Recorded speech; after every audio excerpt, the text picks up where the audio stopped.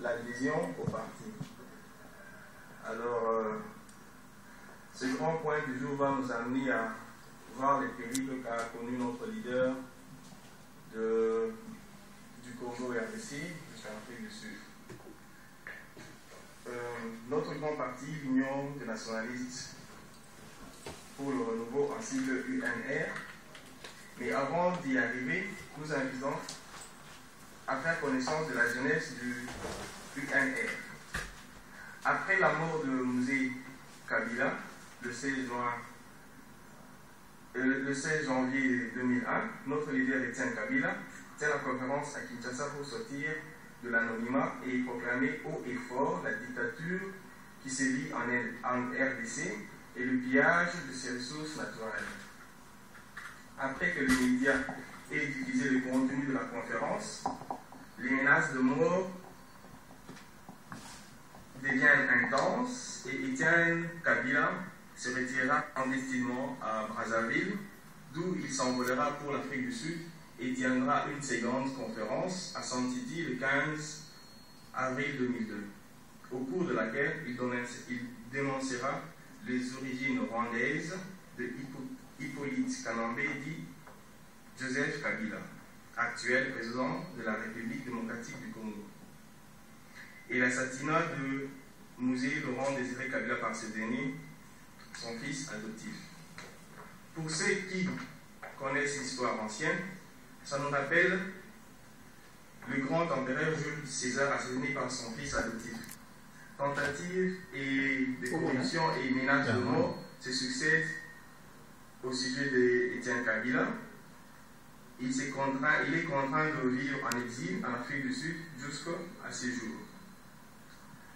Vu la tournure de la politique en RDC et obstiné par le patriotisme de son père Musée Kabila, la mouvance des patriotes nationalistes pour le renouveau UMPNR tente à nouveau n'est pas de susciter un débat académique, moins encore d'attiser la haine dans le cœur de ces esclaves.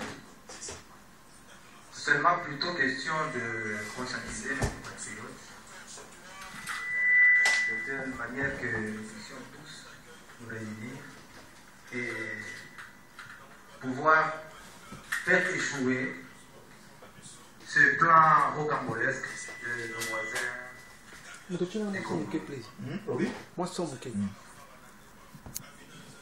Je crois que si on cherche à l'histoire, on comprendra que toute chose commence par une organisation. Nous, Congolais, nous devons nous organiser pour mettre hors d'état de nuire tous nos envahisseurs. En fait, tout petit, à l'école primaire, nous étions encore à l'Est. Nous attendions par exemple les Rwandais avec une illusion. Ils disaient, bon voilà, on fait des cotisations, on se fait des petites cotisations. Bon, on ne faisait pas attention du pourquoi de ces réunions, du pourquoi de ces petites cotisations. 25 ans, 30 ans plus tard, on a fini par comprendre que les Tutsis rwandais se préparaient petit à petit. Tout commence par une préparation. La prise de pouvoir de Laurent Désiré Kabila n'était pas une émanation de lui. Kabila était un recrue des Rwandais.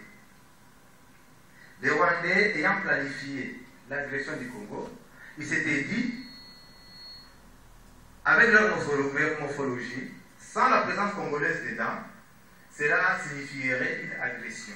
Donc il fallait que cela change de forme, il fallait que ce soit une rébellion plutôt qu'une agression. C'est comme ça qu'ils étaient décidés de recruter au moins de gens qui n'avaient pas eu à travailler avec M. Mobutu. Ils ont recruté Laurent Désiré Kabila, ils ont pris Ngannou Kisase, et c'était la guerre.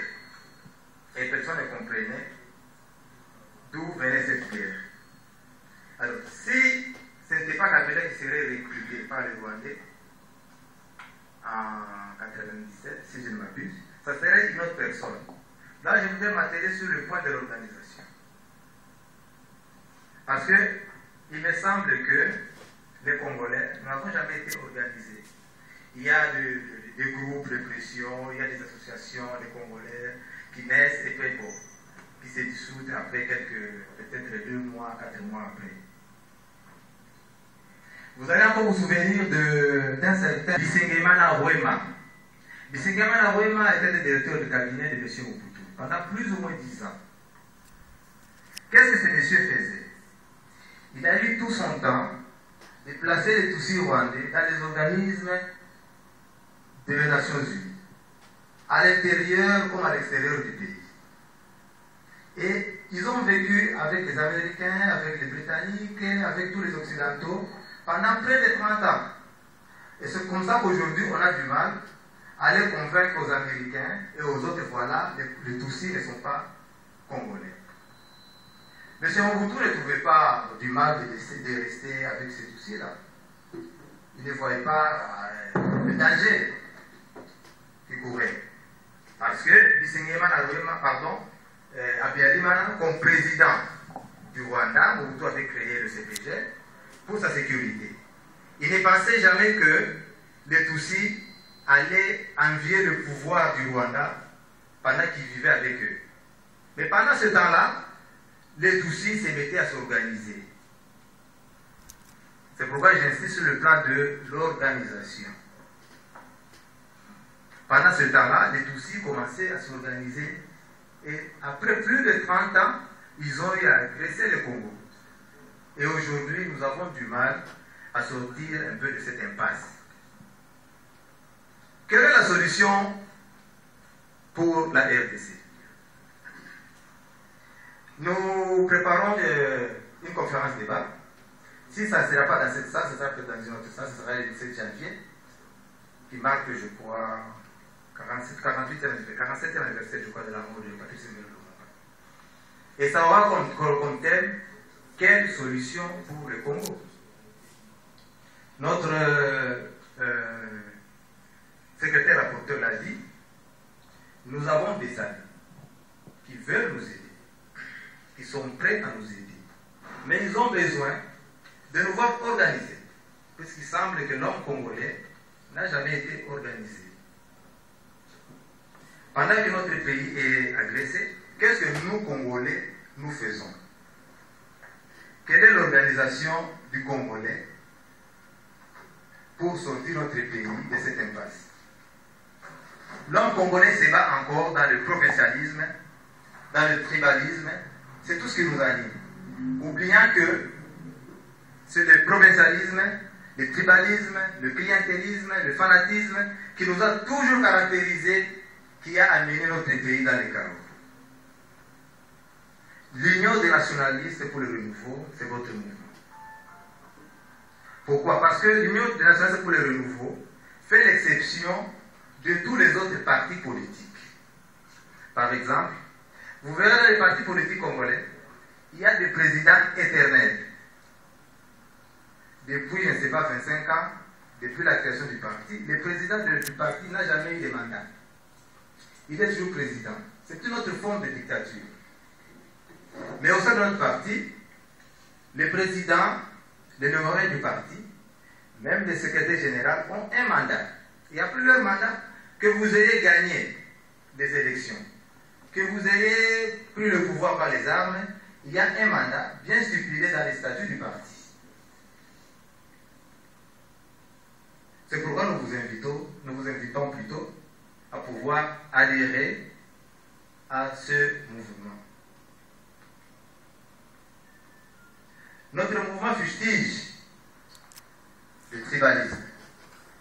Notre mouvement fustige le provincialisme. Puisque, bon, lorsque vous faites peut-être avec le Quinois, ils vous diront non, Bakatangiwa n'a pas en. Et lorsque vous êtes avec ceux de l'Est, ils disent ah, Bakinois wana. C'est ça le langage un peu congolais. Et c'est celle qui fait à ce que le Rwandais puisse continuer à nous mater. Parce que dans la division, et les dictateurs règnent.